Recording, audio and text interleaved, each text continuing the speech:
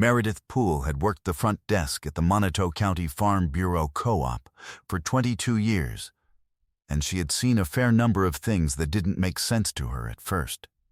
She had seen men pay good money for land that flooded every third year. She had seen neighbors who hadn't spoken in a decade nod to each other over a fence line like nothing had ever happened. She had learned, over time, that things in farming often made more sense after you waited a while. But what she saw on the gravel lot outside the Bricky Implement Auction House on the morning of April 14, 2003, a Tuesday, cold still, a low pewter sky moving in from the northwest, she didn't understand at all. Not yet. What she saw was Harlan Dietz standing alone next to a grain elevator leg that was beyond saving, and the look on his face was not the look of a man who knew that. There's something about a person who doesn't have to prove anything to a room. If you know what feeling I'm talking about, then you already know why this story is worth your time. Hit subscribe and stay with us. This one has been waiting to be told. The auction lot at Bricky's sat on the north edge of California, Missouri, California, Moniteau County, the county seat, a town of about 4,000 at the time. Main Street anchored by a Farm Bureau Co-op and a grain elevator and a hardware store that had been there since before the Korean War and intended to outlast whatever came next. The lot ran back from the road in rows, disc harrows, field cultivators, a Kinsey planter with one row unit missing, an old John Deere 4440 with a cracked hood that two men had already walked away from shaking their heads.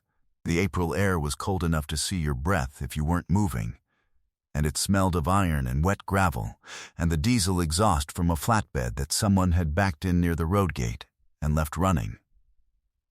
Maybe 40 men working the rows that morning, a few women at the edges. The crowd moved the way auction crowds move, deliberate, unhurried, eyes doing the work. Nobody was in a hurry, because hurrying at an auction was a way of showing people what you wanted, and showing people what you wanted was a way of paying more for it. Meredith had come by before opening the co-op office because she'd heard there was a walk behind Sickle Bar Mower in the back row that might suit her brother, who had a rough patch of ditch bank he'd been fighting with a brush hog that was too big for it. She had her coffee in a paper cup from the Casey's on Route 50, and she was not looking for anything in particular, which is a comfortable way to be at an auction. The elevator leg was in the far corner of the lot, sitting on two wooden pallets, leaning slightly against the chain-link fence at the back. 40 feet of galvanized steel casing, bucket belt gone entirely, head unit missing its cover plate, the lower boot section showing a rust perforation the size of a man's fist that you could see straight through. It had been tagged at $25 to move. Nobody was standing near it when Meredith arrived. It was the kind of thing you walk past on your way to something that actually works. Harlan Dietz was not walking past. He was 52 years old, a farmer from down near the Cooper County line, in a part of the county where the ground was decent but not exceptional, and the farms that worked were the ones whose operators didn't waste anything. Tenant operation. 460 acres in corn and soybeans that he worked with his son-in-law on equipment he maintained himself, because that was how the math worked at his scale. Not wealthy. Not a name anyone mentioned when they talked about the significant operations in the county. Just steady, careful, and present, in a way that tends to go unnoticed, which had never bothered him. He had driven to the Bricky auction that Tuesday morning because he needed a specific disc bearing, a 7-inch Category the Soak that had been discontinued by the manufacturer and was easier to find at auctions in parts lots than through a dealer. And he had heard from a man at the elevator that Bricky's sometimes pulled bearing lots out of retired equipment. He had found what he needed in a box of mixed bearings in the third row, the right bore and the right outer diameter, and had paid $14 for it from his shirt pocket, and walked it back to his truck, which was a 1998 Dodge Ram that he had bought used in 2001 and maintained with the same logic he applied to everything else. Then he had walked back into the lot, not because he was looking for anything, and found himself in the far corner standing in front of the elevator leg. He stood there for a while, not examining it at first, just looking at it. Some of the men near the better equipment noticed. One of them was Gerald Vance, who ran a significant corn-soybean operation east of Lupus and had strong opinions about equipment and most other subjects, and was not shy about sharing them in the company of people he knew. Gerald said something quietly to the man beside him, a man from Monotone County named Ray Birch, who custom-applied anhydrous in the spring and had no use for elevator legs in any condition. Ray smiled. Not a mean smile, just the reflexive response of a man who has been given a mildly funny observation by a man he respects. Harlan was close enough to hear the tone of it, if not the words. He didn't turn around. He knocked on the casing at 3 points with his knuckle. Listening, he crouched at the boot section and looked at the perforation for a long time. He stood up and looked at the head unit. He put his hand flat on the casing and pressed, feeling for something Meredith couldn't identify from where she stood. He pulled a small notebook from his coat pocket and wrote something in it. Then he put the notebook away and just stood there, looking at the rust hole, the way a person looks at a thing they have already decided. Meredith Poole told this story to her daughter in the fall of 2011, when her daughter asked how she knew Harlan Dietz. She said she knew him because she had watched him do something at an auction in 2003 that she had never seen a person do before, which was look at a broken machine and appear calm about it. She said he didn't look like he was hoping. He looked like he was confirming. Harlan's father was Clete Dietz, who had farmed ground in Cooper County from 1958 until a stroke in the spring of 1989 took most of the use of his right hand and changed the arithmetic of what was possible for him.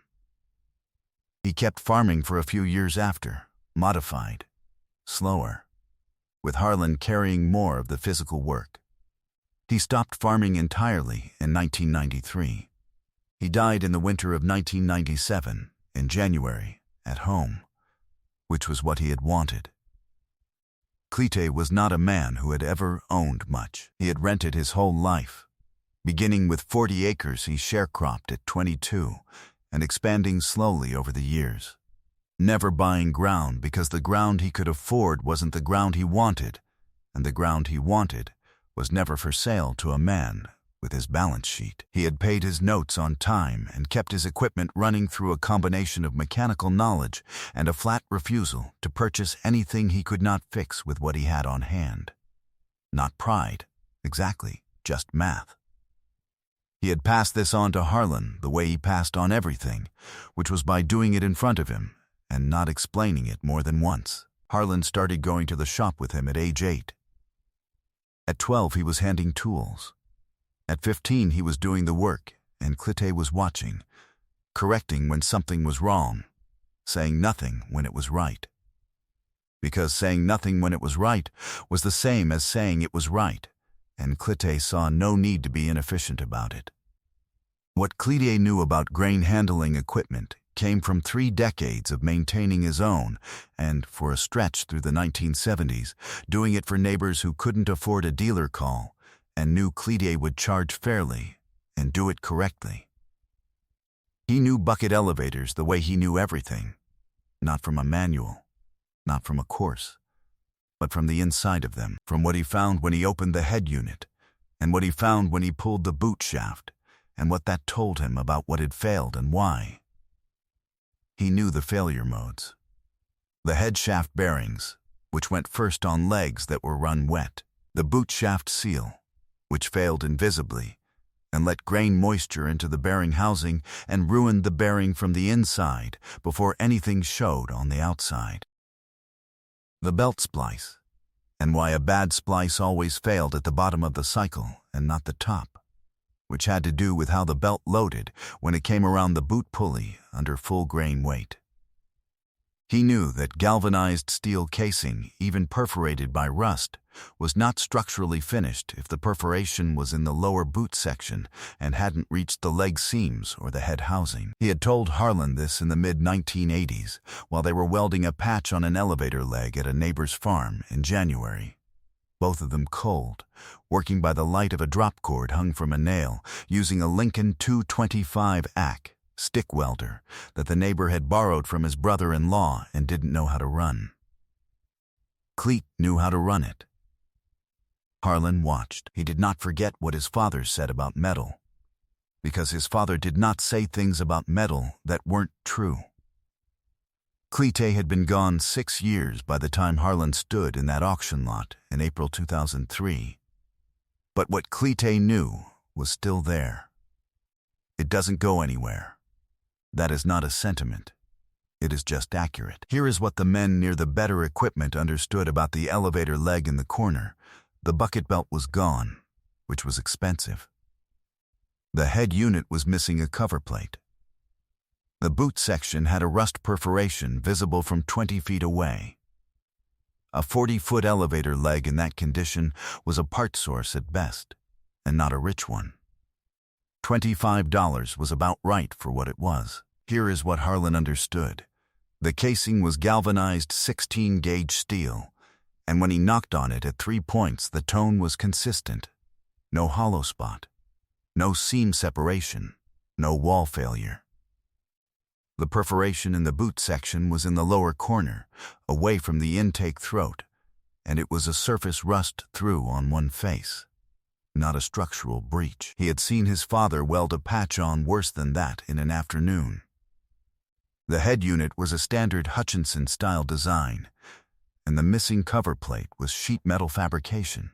2 hours of work. The bucket belt was the real cost, but a 40-foot leg took a specific length, and Harlan knew that a local elevator supply house in Boonville stocked belt by the foot and would splice it for 20 cents a foot over the material cost. He had checked this the previous fall when he was pricing a repair on his own leg that he had decided, after looking at the numbers, could wait 1 more season. He did the math standing there. $25 for the leg. Call it $60 in welding rod and patch steel from his own supply. The cover plate, $80 in sheet metal and 2 hours. The belt, he worked out to roughly $240 for the material and the splice at current prices, though he'd need to measure the exact head to boot distance before he ordered. Total investment somewhere around $405, plus his labor, which he didn't count separately because it was winter work, and winter work was what you did. A working 40-foot bucket elevator in good condition in Monotone County in 2003 sold used for somewhere between $1,200 and $1,800, depending on configuration and who needed it. He went and found the auction clerk, a younger man named Denny who was working from a clipboard near the flatbed. Harlan told him he wanted the elevator leg in the corner. Denny wrote it down. Harlan asked if he could pay now and come back with a trailer on Thursday. Denny said he'd have to ask. He went and asked. He came back and said Thursday was fine if Harlan left a deposit. Harlan left $25, which was the full price, and drove back to the Cooper County line. Gerald Vance, the man who had smiled, bought a field cultivator that morning for $1,100. It was a fair price for what it was. He loaded it out that afternoon on a flatbed and drove it home and put it in his shed. It was a good cultivator. Nothing wrong with it. Harlan came back on Thursday with his son-in-law Bobby Haas and a 16-foot trailer with stake sides and 2 come-alongs, and a plan for how to load a 40-foot leg with 2 people and no crane, which involved the trailer back to a certain angle and 1 come-along on the fence post and 1 on the trailer rail, and patience. They got it loaded in about an hour and 40 minutes. It took longer than Harlan had figured because the pallets had settled into the gravel over the winter and the back end of the leg wanted to swing wide when they started moving it. Bobby got his sleeve caught on a bolt and tore it. Neither of them said much about any of this. They drove it home and set it in the machine shed on sawhorses. Harlan looked at it in there for a few days before he started. This was not procrastination. This was how he worked. He looked at a thing until the order of operations was clear, and then he did the operations in that order, and he didn't go backward. He started on the patch weld on a Wednesday evening in late April. After supper, the shed door open because the weather had softened. The perforation in the boot section was 6 inches long and irregular, and he ground it clean and welded it shut in 2 passes with the Lincoln. Cleet had taught him to weld flat before he taught him to weld vertical, and vertical before overhead, and to never rush the bead at the end of a pass because that was where porosity entered. The weld on the boot section was not beautiful. It held. The cover plate took a Saturday morning. He had 18-gauge galvanized sheet in the shop from a previous repair, cut it to fit the head unit opening with aviation snips, drilled the bolt pattern, bent the flange edge over the shop anvil, and riveted it into place with a hand riveter he'd had since the late 1980s. Not pretty. Sealed. He measured the head to boot distance before he ordered the belt. 161 feet from center to center, which meant he needed 163 feet of belt to allow for the splice. He called the supply house in Boonville and ordered 6-inch PVC belt with press steel cup bolts, which were what the head unit was drilled for. The belt came in on a Thursday, and he drove in to pick it up that afternoon. The total on the belt was $211.40, which was about where he had figured. He paid cash. Splicing an elevator belt by hand takes patience, and a good splicer tool and someone to feed the belt while you press. Bobby was busy that Sunday, so Harlan clamped the near end to the shop bench and worked slowly through the 300 and some rivets by himself. It took him 3 hours and 20 minutes. The splice was tight. He was satisfied with it. He borrowed a single-phase, 5-horsepower motor from his neighbor Dale Frisch. Frisch had 2 of them on a shelf, didn't ask questions, and ran the elevator on a test cycle in the 2nd week of May, with the motor bolted to a scrap of 3-inch angle iron propped against the head unit. Grain leg running in a machine shed with a temporary motor and no grain in it is a particular sound, the belt slapping the casing at the boot, the cup swinging around the head pulley, the rhythm of it settling into something regular. It ran 12 minutes. No wobble in the head shaft. Belt tracking straight. Cups secure. He shut it off and stood there in the quiet. He put a for sale notice on the bulletin board at the co-op in California and another one at the elevator in Boonville.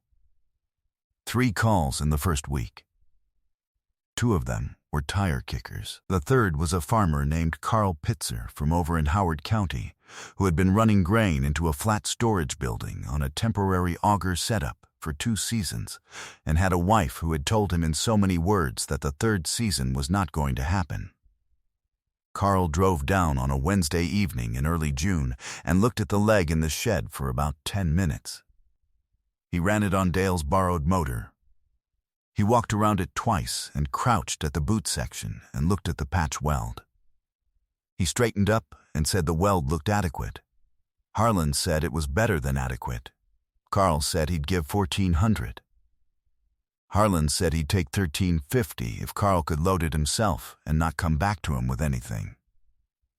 Carl said that was fine. They shook hands in the driveway while the swallows were going in and out of the shed eave.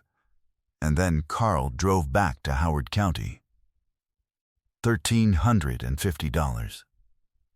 Against the $25 for the leg, the $63 in welding materials and patch steel, $81.50 in hardware for the cover plate, and $211.40 on the belt. The total material cost came to $380.90. He had been in no particular hurry. The hurrying hadn't been necessary. He is still farming the Cooper County ground. His son-in-law, Bobby, runs the operation with him now, and Bobby's oldest daughter, who is 14, has started coming to the shop on weekends to watch what they're doing. Harlan doesn't explain things more than once. That is not a criticism. It is a method. It is the same method Cleet used, and Cleet's method produced Harlan, so there is some evidence for it. He has a notebook he keeps in his coat pocket. He has kept one there for a long time. The current one is his 9th. They go in a box on the shelf above his workbench when they're full, in order, with the year written on the cover in marker.